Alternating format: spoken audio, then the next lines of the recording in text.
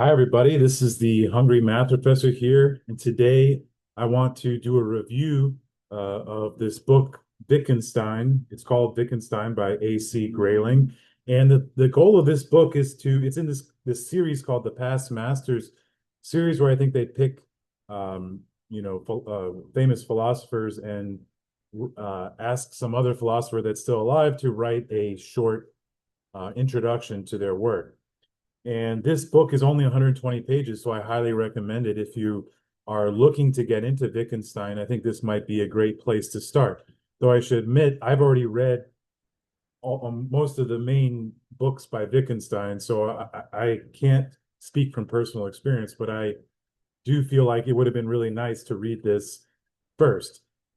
Grayling mentions in the introduction that it's not easy to try to take Wittgenstein's work and distill it down to 120 pages. But I think he does a fantastic job. If you know anything about Wittgenstein, we usually separate his work into two periods: the early Wittgenstein and the late Wittgenstein. And that's how Grayling sets up the book, which is a natural thing to do. And so he spends a certain chunk of the book talking about the early Wittgenstein, which is dominated by the Tractatus. In that part, he talks about Russell's ideas because Russell and Wittgenstein were very influential on each other at that point in time. Wittgenstein was Russell's student, and the Tractatus is heavily marked by the logical atomism ideas of Bertrand Russell. And so he does a good job of distilling down those very difficult ideas into just 30 pages or so. So it's a great place to start. I mean, I find the Tractatus the least favorite of all of Wittgenstein's writings that I've read, also because I kind of disagree with the early Wittgenstein, so that also explains it. But I just think the Tractatus is extremely difficult to read and not as enjoyable. Whereas the late Wittgenstein is difficult to read, but I find it just much more poetic and enjoyable of an experience for me, though a lot of people find it frustrating. And one of the interesting things about this book is, of course, there's this early Wittgenstein and late Wittgenstein that we always talk about, and they're very different philosophies. Then there's the question of what caused Wittgenstein to shift, right? And Grayling does a good job of focusing us in on the time that Wittgenstein spent with the Vienna Circle and how that most likely led to Wittgenstein changing his ideas. And also, Grayling does a good job of pointing to the continuity, even though Wittgenstein's philosophy changes a lot from early to late Wittgenstein. There's a lot of continuities in his meta philosophy, his approach to philosophy, in the way he thinks about philosophy, which is interesting. So it's interesting to do this contrast between what remains the same in Wittgenstein's ideas and what changes in Wittgenstein's ideas. And Grayling does a really good job of this.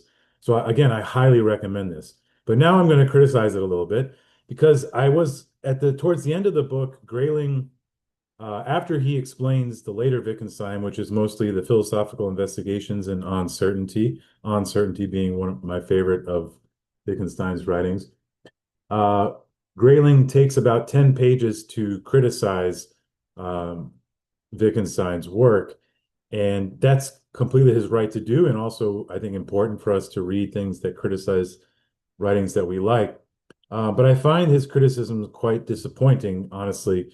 Okay, he criticizes Wittgenstein's private language argument. There, I am fine because honestly, Wittgenstein's private language argument is one of my least favorite parts of Wittgenstein's ideas, and I think we can give up the private language argument without giving up the main thrust of what Wittgenstein is saying.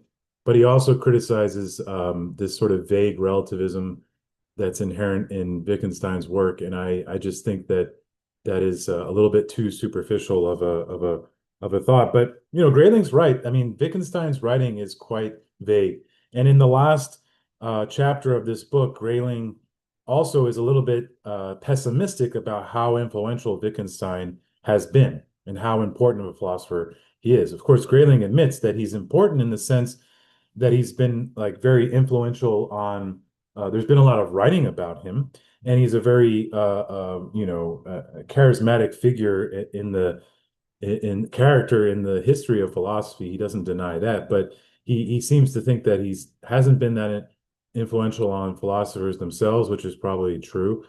And he's agnostic about how influential he'll be in history. There, I agree. We should give it time and see whether he holds up, right? It takes time to see who is really remembered in history. I think that's just a fair point. Um, and he talks about how Wittgenstein writes in this vague style. But again, to me, I just think Wittgenstein's writing in this vague style because the main point that Wittgenstein makes is that language is just not precise enough to establish the kind of theories that philosophers tend to want to establish. And so to ask someone who thinks that way to be exceedingly clear is somehow contradicting the very premise of his argument. Now, I understand that that's a weird premise for a philosopher to have. And I think at this point, I was looking up some things about Grayling. He's an analytic philosopher. So it's not surprising to me that he's bothered by Wittgenstein's later writings if he's an analytic philosopher. I'm a mathematician, so I will admit I tend to lean towards the analytic philosopher's leanings in a lot of way. I mean, as a mathematician, I value precise language and precise arguments and definitions and things. But at the same time, I'm sort of an untraditional mathematician in that I think there's limits to that, and I think when we get outside of the world of mathematics, we're just confronted with gray area all over the place. And mathematics is a rather special place where we can be so precise. But I just think that when we're that precise as we are in mathematics, it's useful, but it's somehow taking us away from the world that I actually experience with other human beings. And so, though I love mathematics, I think it's absolutely beautiful and clear.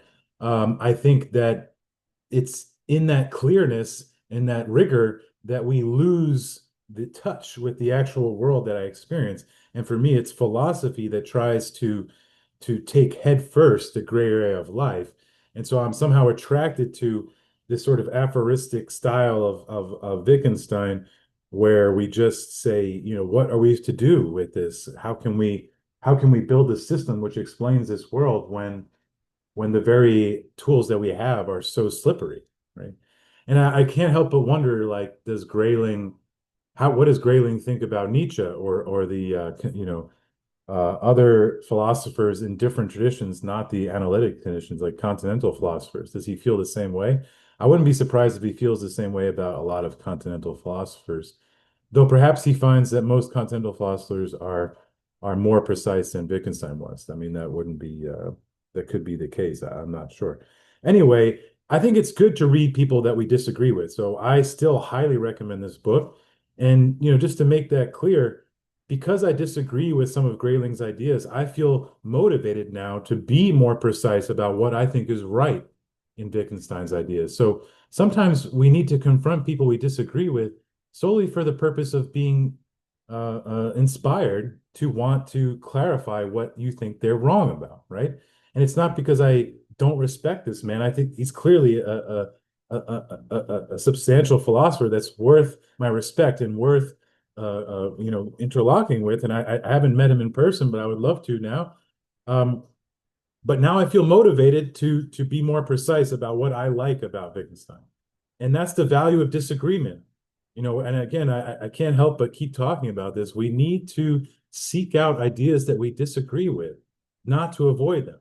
So I encourage you to read this book. It's a great overview of Wittgenstein, and then you may be more equipped to read the Tractatus if you're interested, or read the Philosophical Investigations and On Certainty. And I would be happy to hear what you have to say about this book on Wittgenstein or any of those other books. I hope you take a look, check it out, and please like, comment, and subscribe, and let me know what you think.